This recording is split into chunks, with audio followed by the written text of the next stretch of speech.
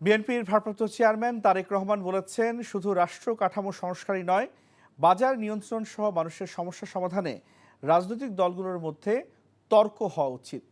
বলেছেন, ক্ষমতায় গেলে কিভাবে সমস্যার সমাধান হবে জনগণের সামনে তা তুলে ধরতে হবে দলগুলোকে। ন্যাশনাল ডেমোক্রেটিক মুভমেন্ট এনডিএম এর ইফতার অনুষ্ঠানে ভার্চুয়ালি যুক্ত হয়ে সব কথা বলেন তারেক রহমান। ইমরুল হাসানের রিপোর্ট।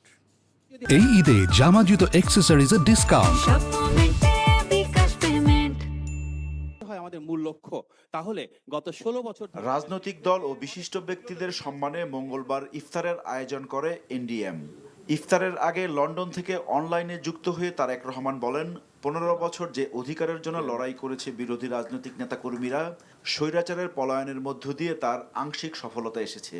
আন্দোলন সংগ্রাম করেছে আমাদের হারিয়ে যাওয়া বা ডাকাতি করে নেওয়া অধিকারকে প্রতিষ্ঠিত করার জন্য, জনগণের সেই অধিকার, সেটাতে আমরা পার্টলি আলহামদুলিল্লাহ সাকসেসফুল হয়েছি।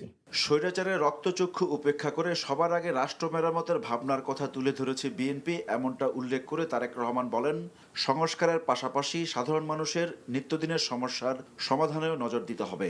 নিত্য প্রয়োজনীয় যে কোনো জিনিস, সেটি খাবার জিনিস হোক, পোশাক আশাক হোক, যেটাই হোক, মানুষের যেটা নিত্য প্রয়োজনীয় বিষয়, সেটি নিয়ে কি পরিমাণ কষ্ট যন্ত্রণায় আছে এই দেশের অধিকাংশ মানুষ। আমরা কেন রাজনৈতিক দলগুলো ডিবেট করছি না যে জনগণের রায় আমার পক্ষে আসলে আমি কিভাবে এই ব্যবস্থাটাকে হ্যান্ডেল করব, কিভাবে এই ব্যবস্থাটাকে ডিল করব, আমি কিভাবে নিত্য প্রয়োজনীয় যে দ্রব্য তার মূল্য আমি মানুষের সহনশীলতা ক্রয় সীমার ভেতরে রাখবো। এই বিষয়গুলো আমাদের অবশ্যই অ্যাড্রেস করা উচিত জাতির সামনে। শুধু তত্ত্বাবধায়ক সরকার ব্যবস্থা, শুধু সাংবিধানিক ব্যবস্থা, শুধু ভোটের ব্যবস্থা, বিভিন্ন ব্যবস্থা, সেগুলো যেরকম আলোচনা হওয়া উচিত, তার থেকে বেশি আলোচনা হওয়া উচিত বা সমান পরিমাণ অন্তত আলোচনা হওয়া উচিত কিভাবে মানুষের এই সমস্যার সমাধান করবে, কোন দল কিভাবে করবে। তবে মূল ইস্যু থেকে দৃষ্টি যেন দূরে সরে চলে না যায়, সে ব্যাপারেও রাজনৈতিক দলগুলোকে সতর্ক থাকার আহ্বান জানান তিনি।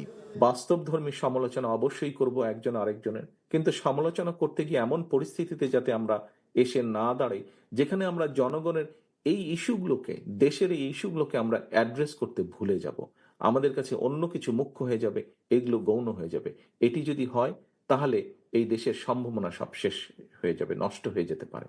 পরে অনুষ্ঠিত দোয়ায় দেশ ও জাতির মঙ্গল কামনা করা হয়। Imrul Hasan, NTV news, Dhaka. এই ঈদে জামা জুতো অ্যাক্সেসরিজের ডিসকাউন্ট।